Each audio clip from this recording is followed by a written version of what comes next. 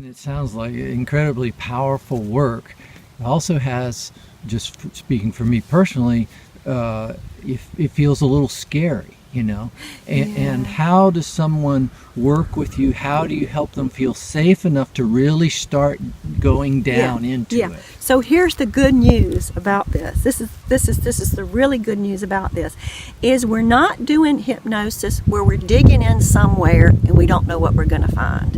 It's not like we're doing psychic surgery. It's not like we're going to go in and find something that the organism's not ready for. What is so genius about the body mind and about your organism and my organism, unless, and there are probably some exceptions, if someone has a history of being so overwhelmed by emotion that they've been hospitalized multiple times, or somebody's actively using a drug or a medication to numb their feelings, probably may not be the best candidates for this. I'm not going to say they're not completely, but we would have to do some talking to see if it was a good fit and if the timing was right, and make some adjustments to make sure that it's gentle for them. But for most of the rest of us, if your nervous system has managed to keep you functioning, and you've got some repressed memories or some buried feelings or some trauma that you don't remember that's rolling around in your nervous system,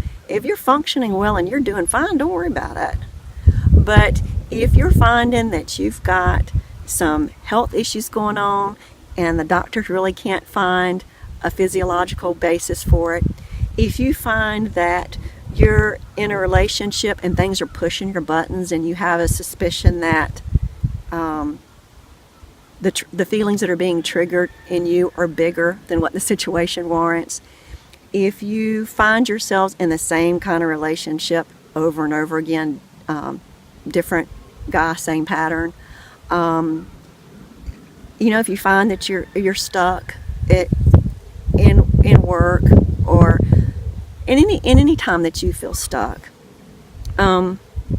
what I like to say when people talk about being stuck, and what I like to say about body-centered life coaching, which is different from counseling, and we can get into that later, what I like to say about coaching is that if you're trying to make changes, if you're trying to make certain changes and you're not able to do that with willpower alone and with rational thinking and willpower alone, it simply means that the rational mind wants to make those changes and other parts of you don't. And it's this unconscious material that's in conflict with what you're wanting to do in your logical brain, in your thinking brain. So that's the time where it makes sense to say, what's rolling around in there that's jamming up the works? But what I want to say and answer your question about it being scary is that if you're functioning pretty well, it means that you already have within you a certain amount of strength and a certain amount of inner structure. If you've been able to keep those memories and those feelings at bay to function well, you can control how much they come up and how fast. So it's not like you're going to work with me and we're going to open this big old Pandora's box and it's going to all come out and it's going to be overwhelming to you. At least not in the way that I do it. Because the way that I do it is very gentle and honoring to the body. Remember what we're going to do. I'm not going to lead the process. Your thinking brain is not going to lead the process, because let's face it, our thinking brains are going to screw it up. What we're going to do is help you connect with your body and let the body tell you what it's ready to tell you. It's not going to tell you your biggest, deepest, darkest secret that you're going to be traumatized by. That's not the first thing it's going to tell you. The first thing your body's going to do is tell you what it thinks you can handle right now. And so we work with that very gently, very kindly, with a great, great deal of compassion. Because that energy is just heard.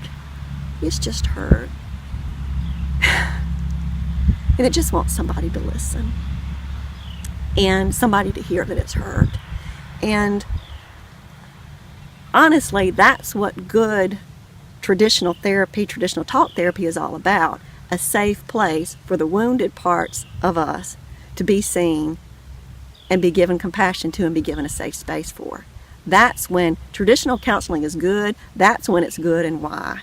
It's because a therapist has made a safe space for you to talk about what's really going on versus the stuff that you're, really going on, not the stuff that you're trying to keep from your parents or your friends or yourself for that matter.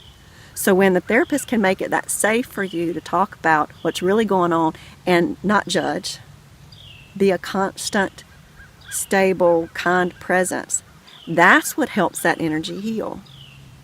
And it's wonderful and it's beautiful. And when I talk about the difference between body-centered life coaching or counseling or emotions coaching and traditional therapy, I'm not downing traditional therapy because it's beautiful. It's where my foundation is. It's beautiful. It's just that it's more efficient when you ask the body.